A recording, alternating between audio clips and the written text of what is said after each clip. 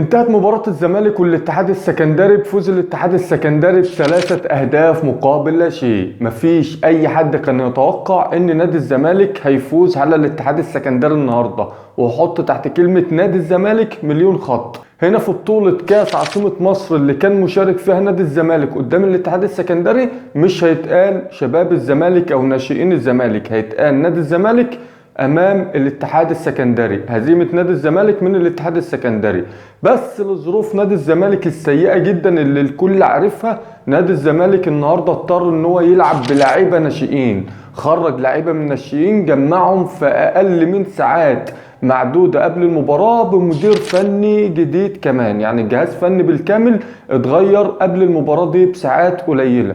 معظم اللعيبه ناشئين، اتفقنا على الكلام ده كله، كانوا بيلعبوا الفريق الاساسي للاتحاد السكندري، مفيش اختلاف على الكلام ده. النتيجه طبيعيه جدا بالنسبه ل 3-0 ان هم يعملوا حاجه شبه دي. ده بالعكس، انا كنت متوقع قبل بدايه المباراه ان كل هجمه للاتحاد السكندري هتكون هدف على نادي الزمالك، والزمالك يخرج من المباراه دي مهزوم بسكور. بس خلينا بقى نحط النقط على الحروف كده ونتكلم كوره في مستقبل نادي الزمالك. مستقبل اي نادي بيكون في الناشئين، قطاع الناشئين للنادي، اما الاداره فعلى حسب الاهواء. بس برضو اوقات الناشئين دي بتشيل النادي في اوقات صعبه، فانت كنادي ممكن يمر عليك ازمات زي اللي بيمر بها نادي الزمالك، فتضطر ان انت تستعان بقطاع الناشئين اللي عندك.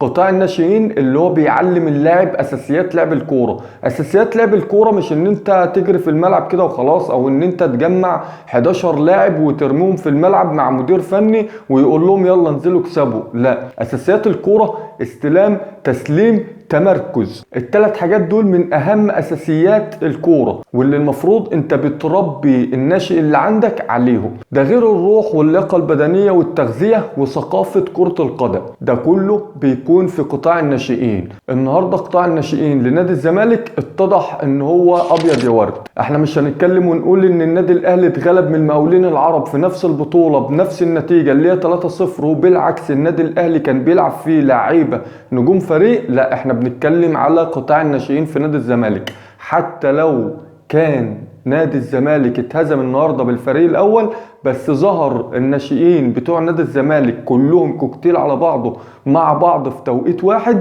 فلازم نتكلم على السلبيات اللي ظهرت علشان خاطر نعالجها في المستقبل. ناشئين الزمالك النهارده او شباب الزمالك النهارده مش 15 سنه و16 سنه، وطبعا مش هنتكلم ولا نعمل مقارنه ان في جميع دول العالم 15 و16 سنه ده بيكون بيلعب في الفريق الاول وعنده خبره من الاحتكاكات للفريق الاول.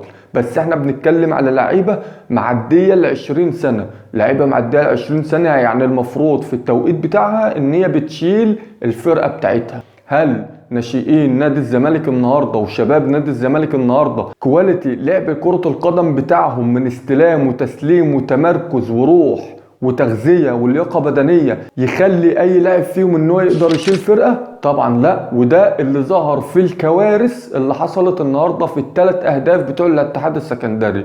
النهارده ال3 اهداف مش غلطات. طبيعي كرة القدم فيها منافسة، الفريق اللي بيستغل غلطات الفريق المنافس ويحرز منها اهداف. النهارده الاتحاد السكندري كان بيلعب على الكوارث اللي في تأسيس ناشئين نادي الزمالك. التغطية مش موجودة، الدفاع مش موجود، التمركز بقى اللي بيفرق وبيبين اللاعب ده متأسس صح. بس الخبرة ورهبة اول مباريات هي اللي دفعته ان هو ما يأديش او ان هو يغلط. تمركز اللعيبه غلط، لعب اللعيبه غلط، استحواذهم على الكرة مش موجود، الدفاع مش موجود، الهجوم مش موجود، التحولات مش موجودة. طب انتوا بتعلموهم ايه بقى في قطاع الناشئين؟ وانا طبعا مش هقول اسم المسؤول عن قطاع الناشئين في نادي الزمالك لان مصر كلها عارفاه. اللي ظهر النهارده مش خسارة الزمالك قدام الاتحاد السكندري ب3-0، لا، اللي ظهر النهارده ده نتيجة الراجل المسؤول عن قطاع الناشئين في نادي الزمالك. ده شغله. هل يستحق ان هو يكمل في قطاع الناشئين في نادي الزمالك ولا شكرا كده ونشوف حد تاني دارس وفاهم ويقدر يطور من قطاع الناشئين في نادي الزمالك، مش مجرد ان هو كان لاعب سابق في نادي الزمالك ونمسكه في قطاع الناشئين اللي هو مستقبل النادي. مبروك للاتحاد السكندري فوزه على نادي الزمالك بنتيجة 3-0، واتمنى نادي الزمالك يخرج من الازمة والكارثة اللي موجود فيها بسبب مجلس ادارة حسين لبيب المنبطح. لايك وشير واشوفكم في حلقات تانية ان شاء الله.